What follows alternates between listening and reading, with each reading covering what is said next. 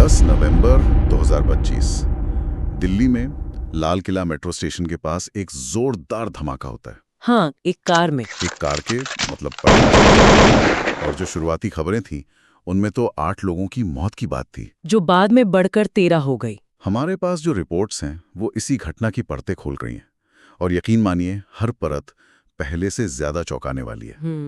आज हम इसी पर गहराई से बात करेंगे, समझने की कोशिश करेंगे कि ये सिर्फ एक और आतंकी हमला था या फिर किसी बहुत बड़ी और खतरनाक चीज की कह सकते हैं एक शुरुआत। और ये सवाल पूछना बहुत जरूरी है क्योंकि देखिए दिल्ली ने पहले भी बहुत कुछ झेला है, पर इस बार की घटना में कुछ बातें ऐसी हैं जो पुराने पैटर्न से बिल्कुल अलग है। अच्छा। हाँ, ये सिर्फ एक धमाका नहीं है, इसके पीछे एक पूरी साजिश की गंध आ रही है जिसके तार फरीदाबाद से लेकर शायद और भी गहरी जगहों तक जुड़े हुए हैं। बिल्कुल, तो चलिए फिर शुरू से शुरू करते हैं।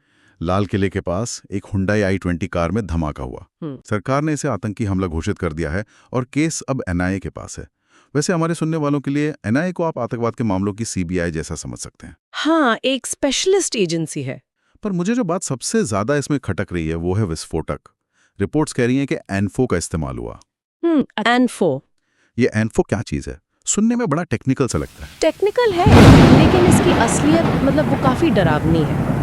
एनफो का पूरा नाम है ammonium nitrate fuel oil. Ammonium nitrate, ये तो खेतों में इस्तेमाल होने वाली खाद है ना? बिल्कुल, वही आम खाद। इसे जब फ्यूल ऑयल जैसे डीजल के साथ मिलाया जाता है तो ये एक बहुत शक्तिशाली विस्फोटक बन जाता है। अच्छा। और सबसे चिंता की बात यह है कि इसे बनाना तुलनात्मक रूप से आसान है। जिसे थोड़ी भी केमिस्ट्री आती हो और सही निर्देश पता हो वो इसे तैयार कर सकता है। तो इसका इस्तेमाल ये दिखाता है कि हमलावरों के पास टेक्निकल नो हाउ थी। हाँ, ये कोई अनाड़ी काम बिल्कुल नहीं था। और इसी से जुड़ी एक और बात मेरी समझ से बाहर है। पुलिस ने कार का जो रास्ता ट्रेस किया है वो फरीदाबाद से दिल्ली तक का करीब 11 घंटे का है। 11 घंटे? हाँ, 11 घंटे। फरीदाबाद से दिल्ली आने में इतना वक्त कैसे लग सकता है? क्या वो पूरे शहर में घूम रहे थे? ये तो बहुत ही अजीब है। ये अजीब भी है और डरावना भी। 11 घंटे का ट्रैवल ट्रेल साफ साफ इशारा करता है कि ये कोई जल्दबाजी में किया गया हमला नहीं था। इसके पीछे जबरदस्त प्लानिंग थी। बहुत जबरदस्त।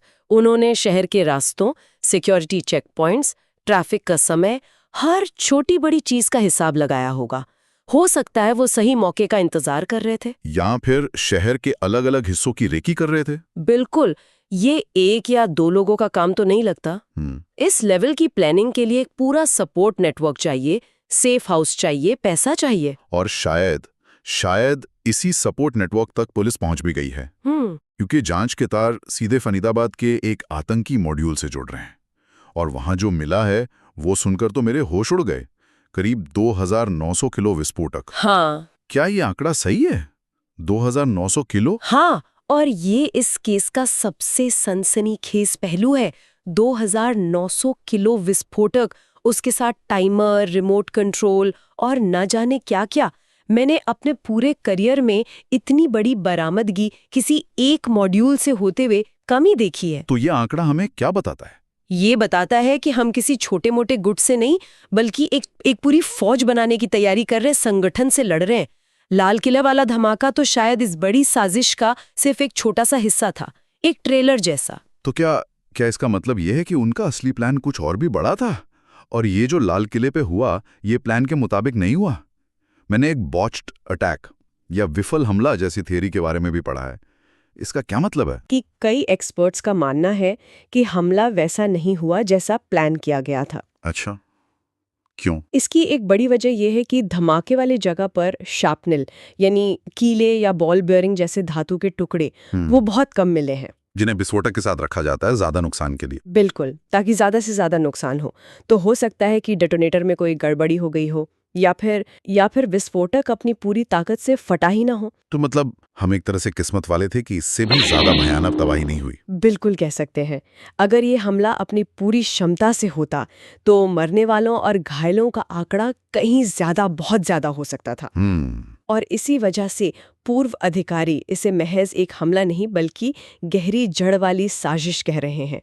वो समझ रहे हैं कि ये जो दिख रहा है वो आइसबर्ग का सिर्फ टिप है और असली कहानी तो उस 2900 किलो विस्फोटक में छुपी है। सही बात है। अच्छा, और इस साजिश के चेहरों के बारे में क्या पता चला है?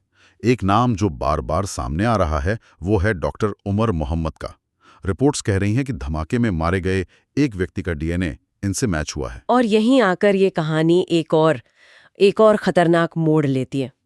डॉक्टर उमर मोहम्मद नाम के आगे डॉक्टर लगा है। हाँ, अगर ये सच है तो ये हम सब के लिए बहुत बड़ा अलार्म है। जांचकर्ता इसे आत्मघाती हमला मानकर भी चल रहे हैं, और अगर हमलावर खुद एक डॉक्टर था तो ये आतंकवाद के बदलते चेहरे को दिखाता है। एक डॉक्टर, ये बात तो मतलब हजम करना ही बहुत मुश्किल है। आमतौर पर जब हम आतंकवाद के बारे में सोचते हैं तो एक अलग ही तस्वीर दिमाग में आती है, पर एक पढ़ा लिखा समाज का सम्मानित व्यक्ति, ये कैसे हो सकता है? और यही आज के समय की सबसे बड़ी चुनौती है। कट्टरपंथ अब किसी खास वर्ग या तबके तक सीमित नहीं रहा। इंटरनेट और प्रोपेगेंडा के जरिए ये पढ़े लिखे प्रोफेशनल लोगों तक भी अपनी पहुंच बना रहा है। और ये लोग तो ज्यादा खतरनाक होते होंगे। बहुत ज्यादा, क्योंकि ये समाज में आसानी से घुल मिल जाते हैं, इन पर कोई शक नहीं करता, और ये अपनी स्किल्स का इस्तेमाल ज्यादा विनाशकारी प्लानिंग के लिए कर सकते हैं। आपने दिल्ली के पुराने हमलों का जिक्र किया था। मुझे याद है 2005 में दिवाली से ठीक पहले सरोजिनी नगर और पहाड़गंज में हुए धमाके। हाँ, और फिर 2008 के सिलसिलेवार ब्लास्ट। दिल्ली ने वो दर्द झेला है, लेकिन ये जो कार बम वाला तरीका है, क्या ये उन पुराने हमलों से अलग है? बहुत अलग है।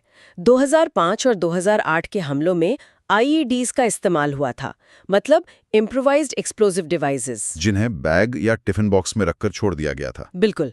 भीड़-भाड़ वाले बाजारों में उनका मकसद साफ था, आम लोगों में दहशत फैलाना, जनजीवन को ठप कर देना। वहां हमलावर बम रखकर गायब हो जाता था। लेकिन कार बम, और अगर वो एक आत्मघाती हमला है तो ये एक ज्यादा फोकस्ड और ज्यादा विनाशकारी तरीका है। इसमें विस्फोटक की मात्रा भी ज्यादा होती है और इसे किसी खास टारगेट तक पहुंचाना भी आसान होता है। तो उन पुराने हमलों से सबसे बड़ा सबक क्या था? क्या हमारी इंटेलिजेंस में कोई ऐसी कमी थी जिसे हम बार बार नजरअंदाज कर रहे थे? सबक ये था कि हमारे दुश्मन लगातार अपनी रणनीति बदल रहे हैं।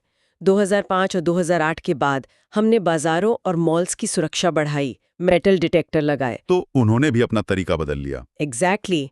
अब वो सॉफ्ट टारगेट के साथ साथ मेथड ऑफ अटैक भी बदल रहे हैं। कमी इंटेलिजेंस में शायद उतनी नहीं जितनी इस बात को समझने में रही कि खतरा स्टैटिक नहीं है, वो डायनामिक है। वो हमेशा हमारी सुरक्षा घेरे में एक नया छेद ढूंढने की कोशिश करेंगे, और इस बार उन्होंने कार बॉम्ब का रास्ता चुना। तो इन सबको अगर जोड़कर देखें तो तस्वीर क्या बनती है? एक तरफ एक बॉच्ड अटैक है, दूसरी तरफ 2900 किलो विस्फोटक की बरामदगी, और सबसे ऊपर एक पढ़े लिखे डॉक्टर का संदिग्ध होना। इसका मतलब क्या निकालें? इसका एक ही मतलब है, राजधानी पर मंडरा रहा खतरा पहले से कहीं ज्यादा बड़ा, ज्यादा सोफिस्टिकेटेड और ज्यादा अप्रत्याशित हो गया है। ये लोकल लेवल पर पनपे कुछ लड़कों का काम नहीं लग रहा। इसके पीछे एक संगठित नेटवर्क है जिसके पास संसाधन है, ट्रेनिंग है और एक बहुत बड़ा विनाशकारी प्लान है। एनआईए की जांच अब इसी नेटवर्क की कमर तोड़ने पर केंद्रित होगी। और हम जैसे आम लोगों के लिए इसमें क्या सबक है?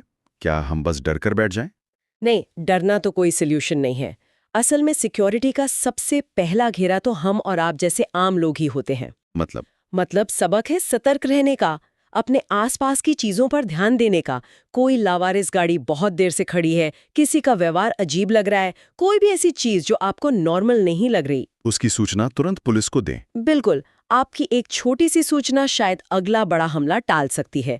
हमारी अलर्टनेस कई जानें बचा सकती है। तो मतलब साफ है, लड़ाई सिर्फ एजेंसियों की नहीं है, ये हम सब की लड़ाई है। हमने आज इस घटना की हर कड़ी को जोड़ने की कोशिश की, पुराने हमलों के पैटर्न से लेकर इस नई साजिश के खतरनाक इरादों का। बिल्कुल, लेकिन मैं इस चर्चा को एक सवाल पर खत्म करना चाहूंगी जो शायद सबसे जरूरी है। जी। ये घटना हमें इस पर सोचने को मजबूर करती है कि आतंकवाद का चेहरा कितनी तेजी से बदल रहा है, जब डॉक्टर उमर मोहम्मद जैसे लोग जो समाज में एक रिस्पेक्टेबल प्रोफेशन में है,